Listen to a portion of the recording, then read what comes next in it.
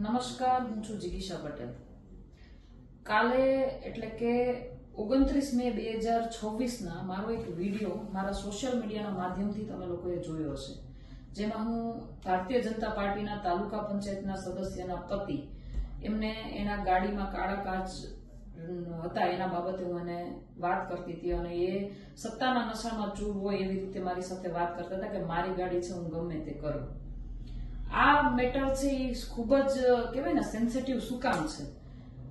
કાળા કાચની ગાડીઓ ન ફેરવવી જોઈએ એ મેટર એટલી બધી સેન્સિટિવ શું કામ છે એ આજે મારે તમને સમજાવવું છે, એટલા માટે થઈ અને હું આજે તમારી સમક્ષ ઉપસ્થિત થઈ છું. હવે વાત એવી છે કે 27 એપ્રિલ 2012 અંદર સુપ્રીમ કોર્ટે એક ચુકાદો બહાર પાડ્યો હતો કે જેની અંદર કોઈ પણ ગાડીની અંદર કાળા કાચ ન હોવા જોઈએ, કાળા કાચની ફિલ્મો ન લાગેલી હોવી જોઈએ, આગળ પાછળના ગ્લાસમાં 70% વિઝિબિલિટી અને સાઈડના ગ્લાસમાં 50% વિઝિબિલિટી કમ્પલસરી છે. એ એટલા માટે કે તમે ગાડીમાં શું કરો છો શું નહીં એ બહારથી ટ્રાફિક પોલીસ હોય કે બીજું ત્રીજું કોઈ હોય તો એ જોઈ શકે. કઈ ગાડીમાં ખોટા કામ નથી થતા, દારૂ નથી પીવાતો, કોઈ છોકરીઓની છેડતી નથી થતી, એ બાબતે પોલીસ અવેર રહે, બીજા લોકો પણ અવેર રહે, એટલા માટે થઈ અને સુપ્રીમ કોર્ટે આ નિર્ણય આપ્યો હતો, આ ચુકાદો આપ્યો હતો. હવે આ ચુકાદાની અમલવારી થઈ હતી 4 મે 2012 રોજ. 4 મે 2012 રોજ જયારે આ ચુકાદાની અમલવારી થઈ એના પછી એ જ વર્ષમાં ડિસેમ્બરની અંદર દિલ્હીની અંદર ખૂબ જ શરમજનક એક હત્યાકાંડ થયો હતો, જે હતો નિર્ભયા હત્યાકાંડ.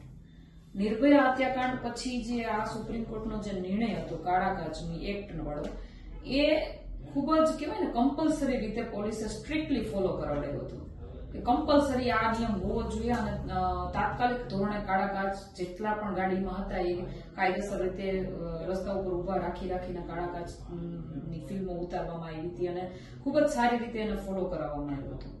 પરંતુ ધીમે ધીમે ક્યાંક આ કાયદાને નેવે મૂકી અને ભારતીય જનતા પાર્ટીના જ લોકો એની અમલવારી નથી કરતા. એનું કાલે મેં તમને એક લાઈવ ડેમો તમને બતાવ્યો. હવે બીજું મારે તમને એક કહેવું છે કે ભારતીય જનતા પાર્ટીના તાલુકાના સદસ્ય જે રંજનબેન સહદેવભાઈ જાડેજા છે, એ ચૂંટણી પહેલા એની ઉપર પોતાના જ ગામ એટલે કે ભુણાવામાંથી ખનીજ ચોરીનો આરોપ લાગ્યો હતો.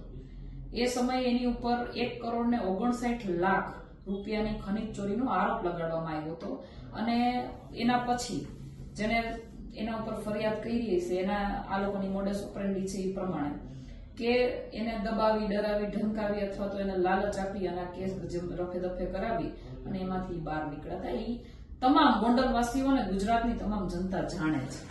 એટલે મારે પહેલું તો ભારતીય જનતા પાર્ટીને એટલું કહેવાનું છે કે આવા આરોપીઓને આવા કહેવાય ને કે જે ખનીજ ચોરી, ભૂ માફિયા હોય એવા લોકોને પહેલા તો તમારે ટિકિટ જ ન અપાય.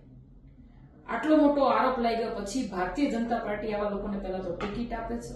ટિકિટ આપ્યા પછી એ ત્યાં બોગસ વોટિંગ કરીને જીતે છે, એના પણ પુરાવા અમે સરકારને આપેલા છે.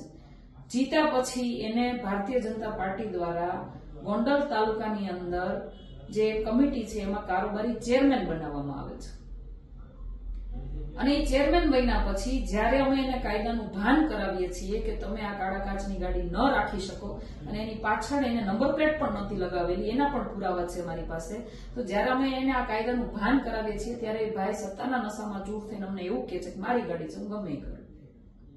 તો આ કઈ રીતનો કાયદો તમે ચલાવો છો? આ તમારો કાયદો માત્ર ને માત્ર કાં તો કાગળ ઉપર છે કાં સામાન્ય માણસ માટે છે. ભારતીય જનતા પાર્ટીના નેતાઓ તમારા કોઈ કાયદાનો અમલવારી કરતા નથી.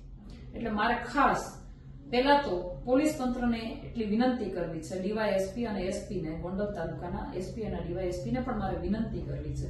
સાથે સાથે મારે નિર્લિત રાયજીને પણ વિનંતી કરવી છે અને આપણા માનનીય ગૃહમંત્રી શ્રી હર્ષભાઈ સંઘવીને પણ કહેવું છે કે તમે પહેલા તો આ ભારતીય જનતા પાર્ટીના જે કહેવાય ને ગુંડા તત્વો જે છે કે જે ભૂ માફિયાઓની કામગીરી બજાવી રહ્યા છે પોતાના જ ગામની અંદર, એ લોકોને કાયદાનું ભાન ક્યારે કરાવશો?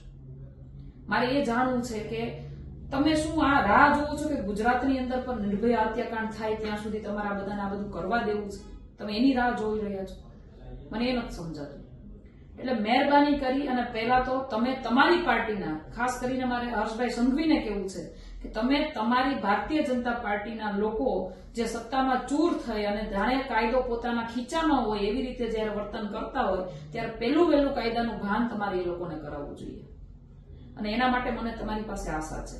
જોકે હું મારી કાયદેસરની જે કાર્યવાહી છે, જે કાયદેસરની જે કઈ પદ્ધતિ છે હું ફોલો કરવાની છું, પરંતુ હું આ તમારો વિરોધ કરવા માટે નથી કહેતી, પરંતુ એક સ્ત્રી તરીકે કહું છું, એક નારી તરીકે કહું છું કે જ્યાં સુધી એક નારીની ઇજ્જત એક કાળા કાચની ગાડીમાં લૂંટાઈ ન જાય અને એવો કોઈ કિસ્સો સામે ન આવે ત્યાં સુધી તમે આ ખાડા કાન કરવાના છો.